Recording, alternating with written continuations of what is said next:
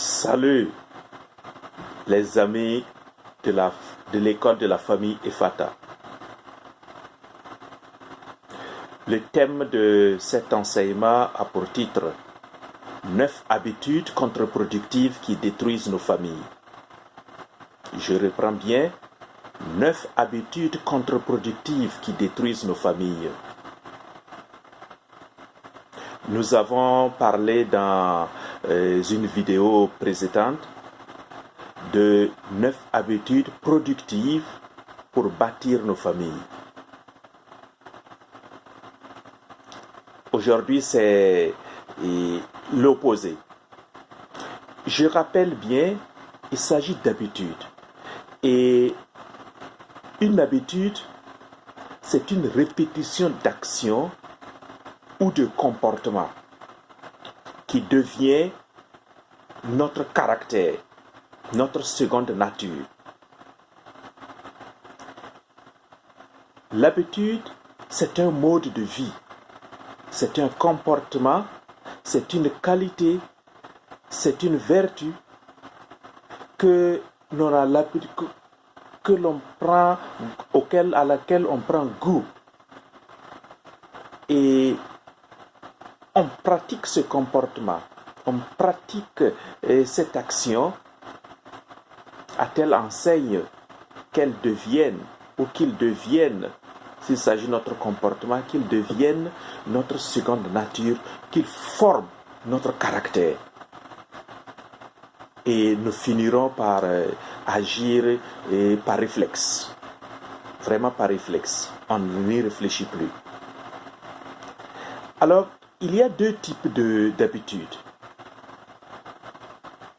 Il y a les habitudes productives, c'est-à-dire ces habitudes qui nous tirent vers le haut, ces habitudes qui sont mues ou motivées par un esprit de construction, c'est-à-dire ces habitudes qui nous permettent que la vie fonctionne, que les choses fonctionnent bien pour nous, que les choses marchent bien pour nous. Ça, ce sont les bonnes habitudes, comme on les appelle. Des habitudes productives, avec un esprit de construction. Et c'est de ces habitudes-là dont nous avons parlé dans la précédente vidéo, les habitudes productives. Ce sont ces habitudes aussi que l'école de la famille Efata veut promouvoir dans la vie de tout un chacun. Il y a 1001 habitudes productives. La dernière fois, nous en avons cité 9, juste pour donner des exemples. Le deuxième type d'habitudes, ce sont les habitudes contre-productives, c'est-à-dire des habitudes qui sont mues par un esprit de destruction, par un esprit d'égarement, un esprit d'éparpillement.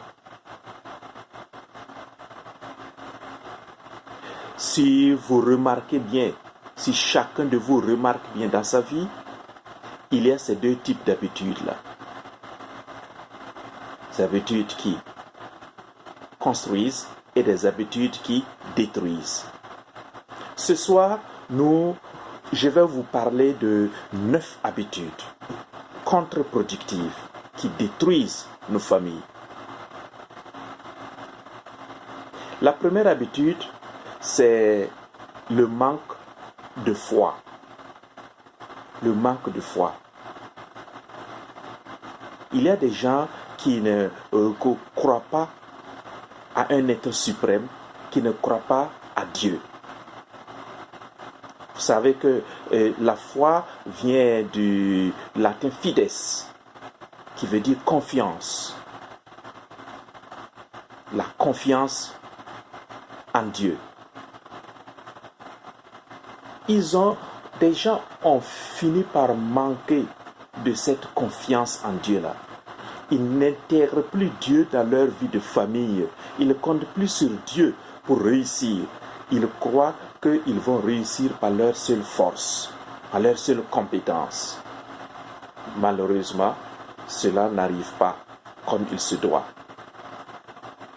Et pour te donner, toi qui m'écoutes, pour te donner un exemple de confiance, c'est l'exemple de Sainte Monique et de son fils Saint Augustin. Augustin, qui était de la canaille à sa jeunesse, a fait que sa mère Monique a passé plus d'une vingtaine d'années à prier pour la conversion de son fils Augustin. Et en fin de compte, Dieu l'a exaucé et Augustin est devenu un grand saint de l'Église catholique et l'un des plus grands théologiens et l'un des plus grands philosophes dans l'Église depuis les premiers siècles, au IVe siècle.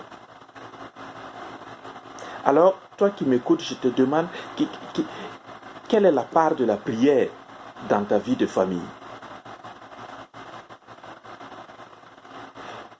Peut-être tu as mis ta foi simplement aux choses matérielles de ce monde. Et pourtant, ce sont des choses périssables, des choses qui passent.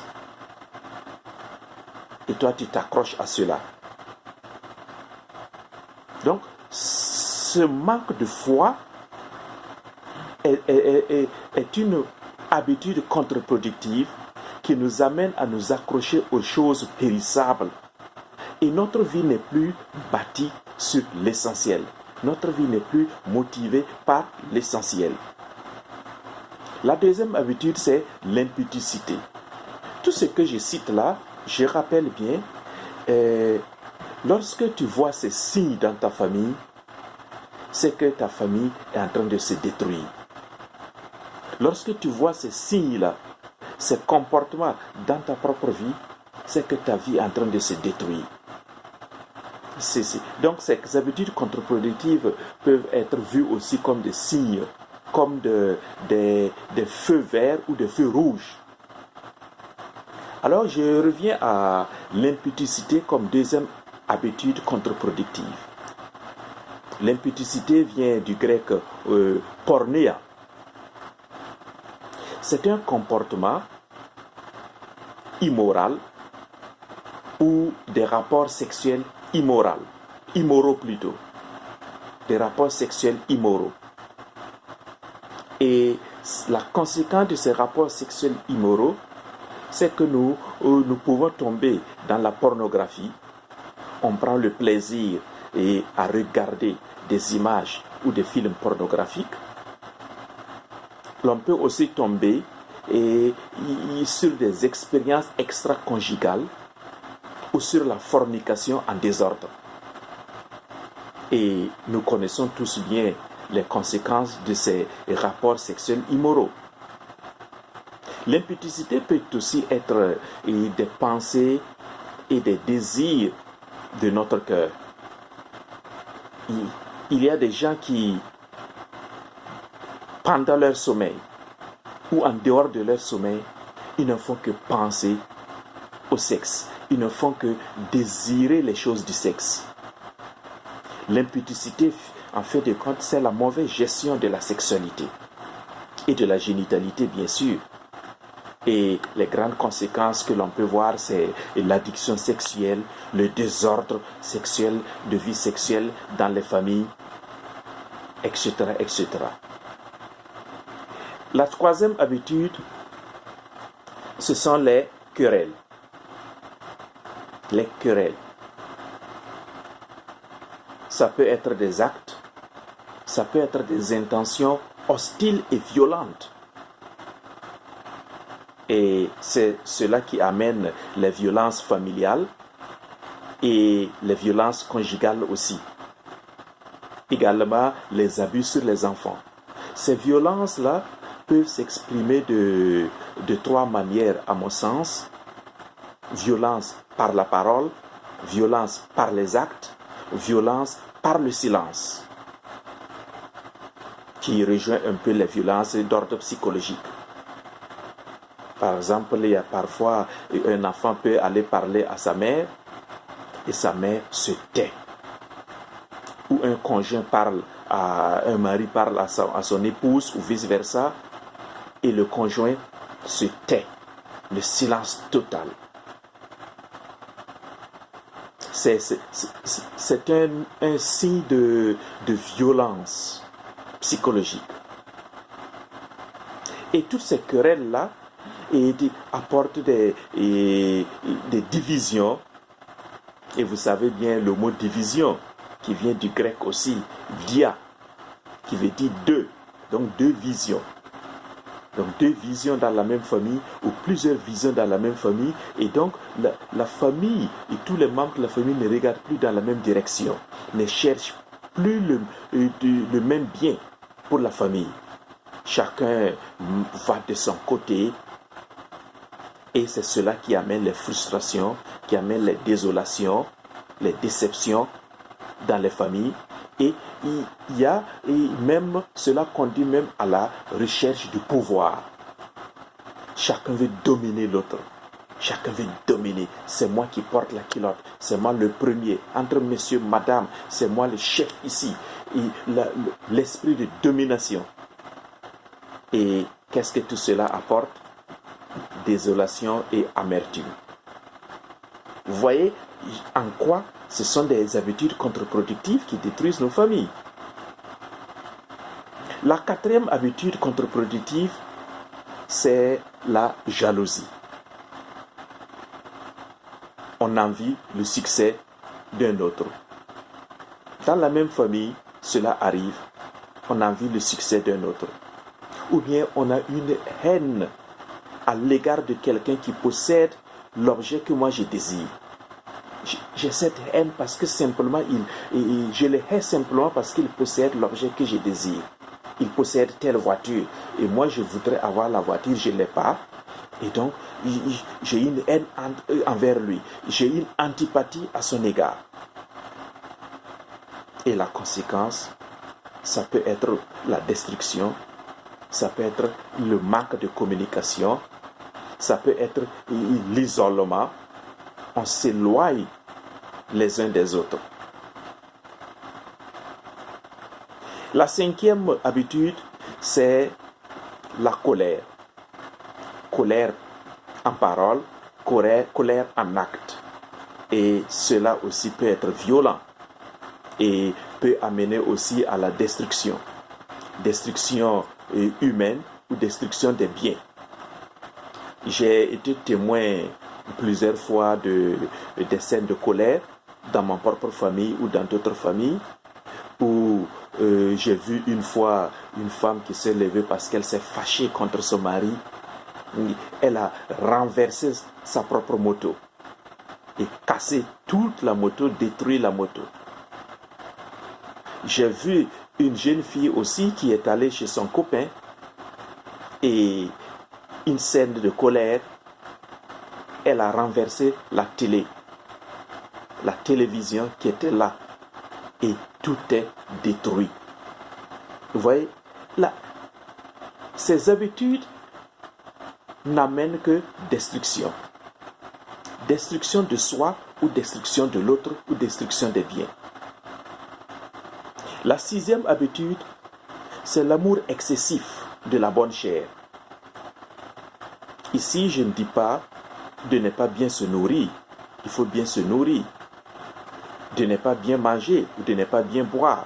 Mais je dis bien l'amour excessif de la bonne chair. Et c'est par exemple l'alcoolisme, la drogue, le sexe, les festivités excessives. Et un de mes enseignants aimait dire, il avait 3 mots qu'il aimait aligner en disant ceci: bière, viande, sexe. Les gens dans la cité vivent maintenant selon cette trilogie: bière, viande, sexe. Bière, viande, sexe. Voyez-vous, l'amour excessif de la bonne chair. Et Dieu seul sait combien nous pouvons dépenser dans la bonne chair, combien nous pouvons dépenser dans l'alcool, combien nous pouvons dépenser dans la nourriture de façon excessive. Et parfois même, on mange mal dedans. Parfois, c'est de la malbouffe. Parfois, c'est de la malnutrition, de la mauvaise nutrition. À quoi bon? On prend du poids excessif. On occasionne d'autres maladies comme le diabète, des maladies du foie, des maladies du rein, etc., etc. L'amour excessif de la bonne chair.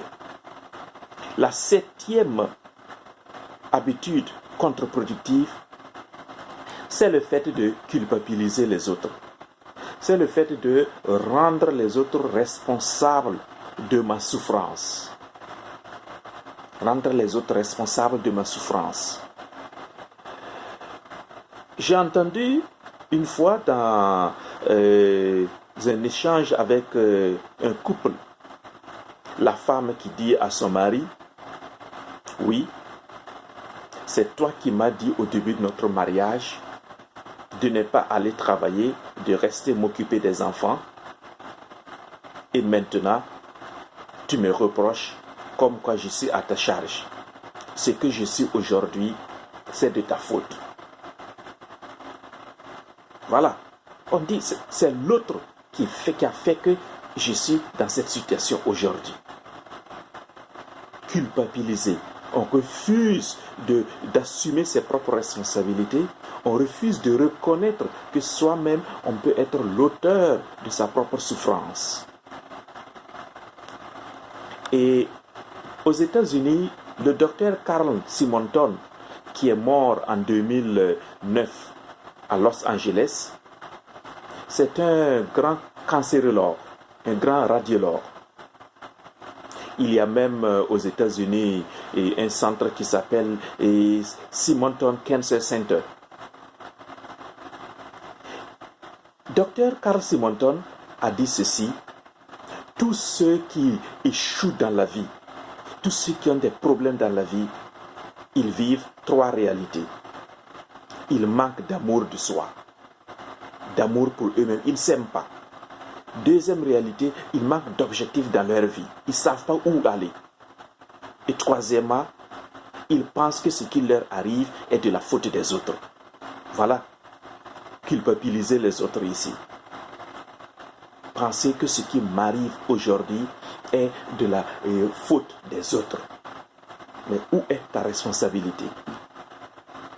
Où est ta faute personnelle? La 8e habitude dans les familles, une habitude qui détruit nos familles, c'est les grands commandements. Les grands commandements. Vouloir commander tout le monde. Vouloir commander, être chef. Dicter à l'autre la conduite à tenir. Je ne discute pas avec l'autre, je n'échange pas avec l'autre pour comprendre sa situation, je lui dicte sa conduite à tenir. Et c'est à prendre ou à laisser. Et il y a même des gens qui veulent diriger les sentiments des autres. Alors, tu n'as pas le droit d'aimer tel appareil téléphonique. Tu n'as pas le droit d'exprimer tes sentiments de telle manière. Vous voyez, un monsieur qui disait un jour à sa femme, sa femme a dit que mais je vais téléphoner à ma mère ce soir, et le monsieur de répondre non. Pourquoi tu veux lui téléphoner ce soir?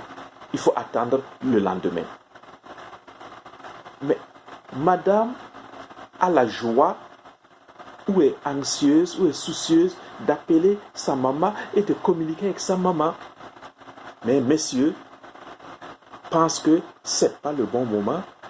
Et le bon moment, selon lui, c'est le lendemain. C'est le moment qui convient à lui, monsieur, mais pas le moment qui convient à madame. Voilà le commandement. Ou simplement dire à sa femme, tu devras faire la cuisine de telle manière. Et lorsque cette habitude, ce genre d'habitude s'installe, vous voyez que à travers ce commandement, vous finissez par révolter l'autre. Et l'autre peut te répondre un jour, il va te jeter toutes les casseroles et te dire, viens toi-même faire la cuisine.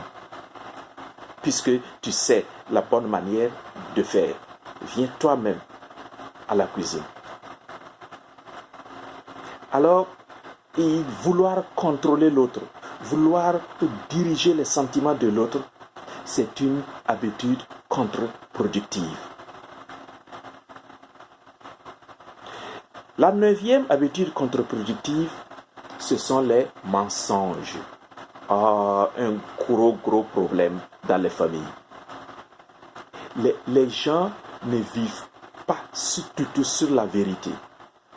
Les relations interpersonnelles ou les relations familiales, ils sont souvent fondées sur du faux, sur du mensonge. Et chacun, s'il veut montrer son beau visage, ou chacun veut cacher quelque chose toujours à l'autre, on a peur de dire la vérité. Alors on ment à longueur de journée.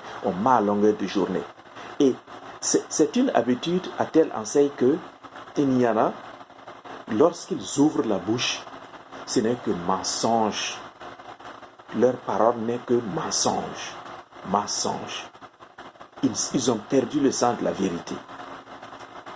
Et qu'est-ce que cela va apporter dans la famille? Manque de confiance, manque de respect. Personne ne veut encore t'écouter ou traiter une affaire avec toi parce que tu es un gros menteur ambulant dans la famille.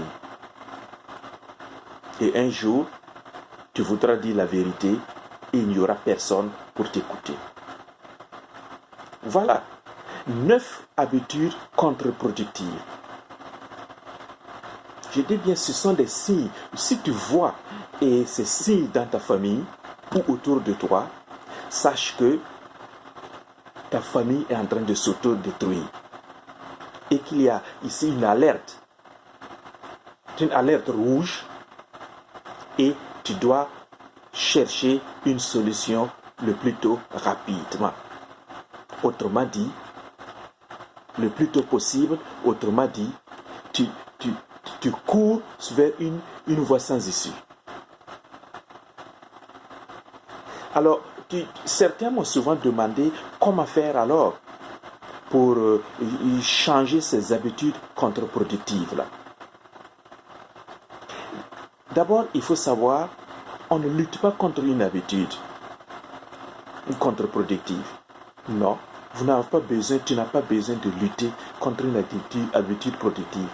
Ne mets pas ton énergie à lutter contre, mais plutôt mets ton énergie à installer une nouvelle habitude productive.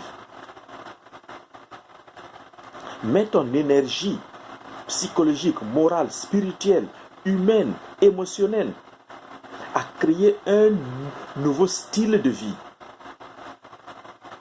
Et lorsque tu installes ce nouveau style de vie, cette nouvelle habitude productive, elle désinstalle automatiquement l'habitude contre-productive. Si tu avais mis toutes tes énergies à lutter contre une habitude mauvaise, contre-productive, tu vas d'abord finir ça et ensuite commencer à installer, à créer une nouvelle habitude productive. Non, c'est très difficile. Tes habitudes, tes énergies doivent te servir à créer, à installer une nouvelle vie, un nouveau mode de fonctionnement. Par exemple, apprendre comment créer de la retenue. Apprendre comment vivre la tempérance, la vertu de la tempérance. Comment communiquer avec les autres. Comment dire la vérité. Voilà, comment dire la vérité. Ou apprendre comment prévenir les conflits. Ou comment gérer les conflits. Mettre ton énergie à apprendre l'intelligence émotionnelle. C'est-à-dire comprendre tes émotions. Et comprendre les émotions des autres. Et pouvoir rentrer en relation avec les autres et créer et entretenir des relations efficaces et épanouissantes avec les autres. Voilà ce qu'il faut faire. Alors, toi qui m'écoutes en ce moment, tu as peut-être déjà vu 1, 2 ou 3 signes de ces habitudes contre-productives dans ta vie de famille. Si tu as déjà vu une habitude de ce genre dans ta vie, sache que tu as un effort à fournir. Mais, je te dis une vérité aussi, rien n'est perdu d'avance. Tout est possible, tout peut être refait. Ta famille peut être réorganisée. Ta vie personnelle peut être réorganisée. C'est cet espoir-là qu'il faut avoir et qu'il faut nourrir à tout moment et chercher les voies et les moyens. Et l'école de la famille Ephata est là pour t'accompagner, à installer, à créer toujours les habitudes productives que tu veux et les habitudes productives qui conviennent à ta vie. Je te parle ce soir de ces habitudes contre-productives pour que tu aies l'œil ouvert, que tu aies le regard, tu en prennes conscience que cela existe et que tu saches faire un dépistage de ta famille, de ta vie de famille, ta vie personnelle, et que tu saches comment faire et quoi faire. Alors, assieds-toi, prends un bic ou un crayon, une feuille blanche et essaie de voir quelles sont les habitudes contre-productives que tu peux lister dans ta famille. Fais toi-même ce propre discernement personnel et familial et tu verras. Une fois de plus, je te dis, prends courage. Ta vie de famille peut s'améliorer. Ta vie de famille peut connaître le bonheur, le succès que tu veux. Mais il te faut mettre du prix. Il te faut payer le prix. L'école de la famille Ephata te dit bon courage. L'école de la famille Ephata te dit continue à chercher. L'école de la famille Ephata te dit au revoir et à la prochaine fois.